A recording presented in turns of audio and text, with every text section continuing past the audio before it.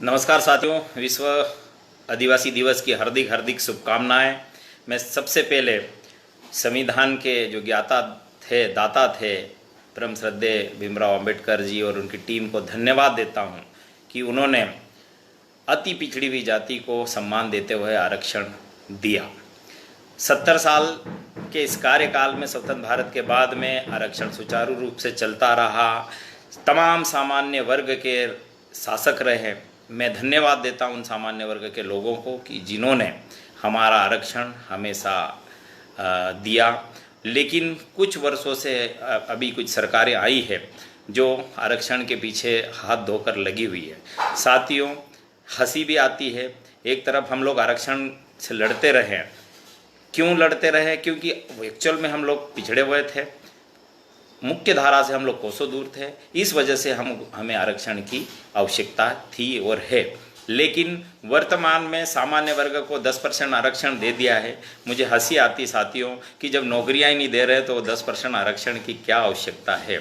आज हम देखते हैं कि जो सार्वजनिक उपक्रम हैं जो नेहरू और इंदिरा जी के द्वारा बनाए गए थे, उन सार्वजनिक उपकरणों को इसलिए बनाया गया था कि हिंदुस्तान के लोग आत्मनिर्भर बने, यहाँ पर उनको सरकारी नौकरियां मिल जाए। लेकिन आज जो केंद्र की सरकार है, मोदी सरकार है, उनको पता नहीं कौन ज्ञान दे रहा है या वो क्या चाहते हैं कि उन सार्वजनिक जो उपक्रम हैं जिनको नवरत्न कहा गया है, जैसे BHEL, BPCL, HPCL, IOC, MTNL, ONGC, NTPC, SAIL, GAIL, BEL, HL और PGCIL। अब HL की बात करते हैं कि HL जो है दुनिया भर के हमारे यहाँ विमान बनाती है वो कंपनी। लेकिन जब बड़ा विमान बनाने की बात आई और जब पूरी तरह से कांग्रेस पार्टी ने उन विमानों को बनाने के लिए HL को काम दिया था, 136 विमान हमें राफेल के नाम से बनाने थे। लेकिन वर्तमान की सरकार ने वो राफेल जिस कंपनी को बनाते नहीं आता था, अपने मित्र अंबानी परिवार को दे दिया गया। और जहां 136 राफेल के विमान लाना थे वो मात्र जो है 36 का ऑर्डर दे के आए थे। जहां HL मात्र 520 करोड़ में विमान बनाना बनाती थी, उसी विमान को 1600 से ऊपर करोड़ रुपए में बनाया गया है। साथियों, आरक्षण की बात पुनः मैं कहना चाहूँगा, जब ये भारत के उपक्रम ही नहीं रहेंगे, जब नौकरियां ही नहीं मिलेगी तो आरक्षण का कोई औचित्य नहीं है। मोदी सरकार जी जो है वो पूरी तरह आरक्षण को समाप्त नहीं करना चाहती, लेकिन भारत सरकार के जो उपक्रम हैं उन्हीं को समाप्त करने में तुली हुई है।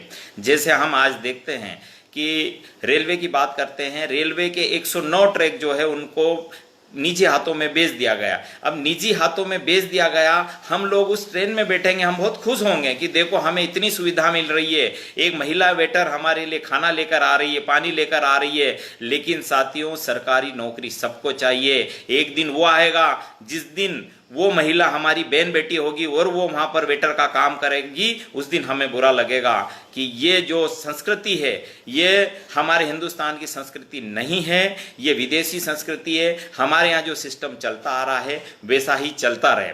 साथियों, आदिवासियों ने हमेशा जंगल और जमीन की बात करी और हमेशा इस धरा को, चूंकि आदिवासी मूल निवासी है हिंदुस्तान का, और इस धरा को बचाने के लिए उन्होंने तमाम कोशिश की है। जो आज हम जंगल देख रहे हैं वो आदिवासियों की देन है। साथियों, तमाम सरकारें आज जो वर्तमान हम देख रहे हैं उन सरकारों द्वारा फैक्ट्री लगाने के लिए जंगलों को समाप्त किया जा रहा है। आज हम कोविड की बात करते हैं। आज कोविड में व्यक्ति को ऑक्सीजन चाहिए और ऑक्सीजन हमें पौधों से मिलता है, झाड़ से मिलता है, प्रकृति से मिलता है। तो इस प्रकृति को आज कोविड काल में लोगों को याद आ रहा है कि आज अगर हमारे जंगल होते तो ये कोविड जैसी बीमारी हमें इतनी हावी नहीं होती। क्योंकि साथियों, आदिवासी हमेशा जंगलों में रहा है। कई तरह की महामारियां आई है लेकिन वो महामारी कभी भी हावी नहीं हुई। साथियों, आज हम देखते हैं हमारी आदिवासी संस्कृति बहुत पुरानी संस्कृति है। आज भी हम टोनों टोटकों पर आश्रित है। लेकिन चंद समय में जो आज बहुत ज़्यादा उच्च शिक्षित लोग हो गए हैं वो पूरी तरह से उन चीज़ों को मानते नहीं हैं। इस वजह से भी आज हम जो है बीमारियों का सामना कर रहे हैं। साथियों, आदिवासी शिक्षा की बात आज हम करें तो आदिवासी शिक्षा के लिए कहीं मॉडल स्कूल की आज आवश्यकता है, लेकिन वर्तमान सरकारों द्वारा विगत वर्षों में लगभग 4500 स्कूलों को बंद कर दिया गया। आज शिक्षा को जोड़ने के लिए आज स्कूलों की आवश्यकता है, जहां पर शुरू से इंग्लिश पढ़ाई जाए और उच्च वर्ग की शिक्षा मिले। साथियों, आज हमारे आदिवासी समाज में कुरीतियाँ बहुत बुरी तरह से हावी है। हमारे राजनेता हैं, समाज सेवी हैं, और मेरे आदिवासियों समाज के जो मेरे आदिवासी भाई हैं उनके बारे में बोलना चाहता हूं कि आप अपनी आदिवासी समाज को बहुत अच्छे से समझते हैं। आप आपका गॉड फादर मत बनाइए। ये गॉड फादर आपको उस आदिवासी संस्कृति से परे ले जा रहे हैं और सिर्फ चंद समय का उनको लाभ पहुंचाना है। इस वजह से आपको गुमराह कर रहे हैं। आप अच्छे से जानते हैं कहीं संगठन धरातल पर चल रहे हैं, लेकिन उन धरातल के मेरे आदिवासी नेताओं के आका कोई और जाति के लोग हैं, वो जो हमें हमारी आदिवासी समाज को गुमराह कर रहे हैं।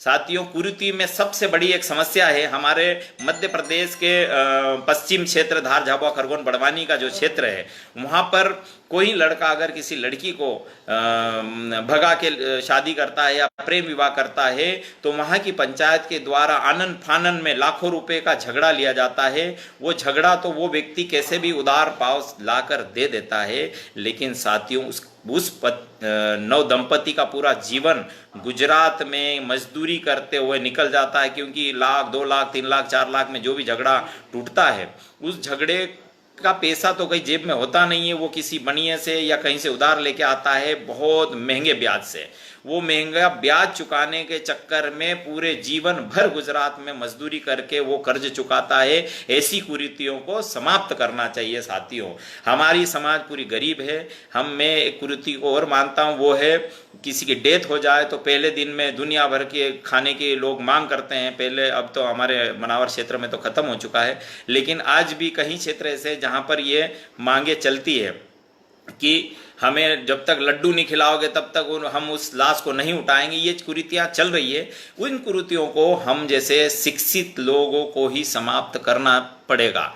एक बड़ी बात चल रही साथियों, हमारा आदिवासी समाज 2 भागों में बढ़ चुका है। एक एक्चुअल में जो आदिवासी हैं वो, और दूसरे जो शिक्षित वर्ग के लोग हैं। उन शिक्षित वर्ग के लोगों से मैं निवेदन करता हूं कि आप जिस हिसाब से अपने आप को कुछ वर्षों से, 1-2 वर्षों से ही अपने आप को आदिवासी संस्कृति में पूरी तरह ढाल चुके हैं, मैं आपसे निवेदन करता हूं कि अपने रिश्तेदार, अपने काका बाबा के किसी भी एक व्यक्ति को अगर आप शिक्षित कर दोगे तो आपका आदिवासी होना धन्य कहलाएगा। साथियों, हम आज पूरी तरह से जूझ रहे हैं कि हिंदुस्तान में आदिवासी संस्कृति को खत्म किया जा रहा है। इस संस्कृति को खत्म नहीं करने देंगे, इसके लिए हम लड़ाई लड़ेंगे। साथियों, कहीं लोग बोलते हैं कि आप लोगों को आरक्षण मिला है। मैं उन आरक्षण वालों लोगों को बताना चाहता हूं कि मान लो अगर 500 सीटें हैं तो 300 सीटें जो है सामान्य की होती है और 100 सीटें मान लो ओबीसी की होती है और 50 सीटें आदिवासी की होती है, और उन 50 सीटों में आदिवासी को ही कंपटीशन करना पड़ता है। अब जो सामान्य वर्ग का व्यक्ति होता है वो तो अच्छी स्कूल में पढ़ा हुआ रहता है, लेकिन हम जैसे आदिवासी साथियों 6ठी में आने के बाद में हिंदी सीखे, हम 40-50% से ज़्यादा हम परसेंटेज नहीं ला पाते हैं। इसलिए हमें हमारे समाज के लोगों के बीच में ही कंपटीशन करना पड़ता है। हम आपका पद नहीं ले रहे हैं, ये वास्तविकता है। गलतफहमियां कहलाई जा रही है कि हम 80% नंबर लाने के बाद में भी हम डॉक्टर नहीं बन पाए और आदिवासी 40% में, तो ये कड़वा सत्य है कि आपको 300 पोस्ट मिल रही है और हमको मात्र 30-40 पोस्ट मिलती है। तो साथियों, और दूसरी बात, मोदी सरकार को सद्बुद्धि दे, ऐसा कुछ कीजिए। जब आरक्षण की लड़ाई लड़ते रहेंगे और वो गर्व से कहते हैं, शिवराज सिंह भी कहते हैं कि मैं आरक्षण हटने नहीं दूंगा, लेकिन साथियों जब नौकरी नहीं होगी तो आरक्षण आपकी अलमारी में रख लीजिए। आज पुनः मैं आपको विश्व आदिवासी दिवस की बहुत बहुत बधाई देता हूँ और शुभकामनाएं देता हूँ कि वर्तमान सरकार को सद्बुद्धि सद्ज्ञान दे। हम आदिवासी तो जंगल में रहते थे, जंगल में रहकर भी हमारा काम चला लेंगे, कंदमूल खाकर भी हमारा काम चला लेंगे साथियों, लेकिन मध्यम परिवार वर्ग के जो लोग हैं, सामान्य वर्ग के जो लोग हैं, जो आज नौकरी की तलाश में दर दर भटक रहे हैं, तो उनका ध्यान रखना पड़ेगा। और पुनः विश्व आदिवासी दिवस की बहुत बहुत शुभकामनाएं। जय हिंद साथियों।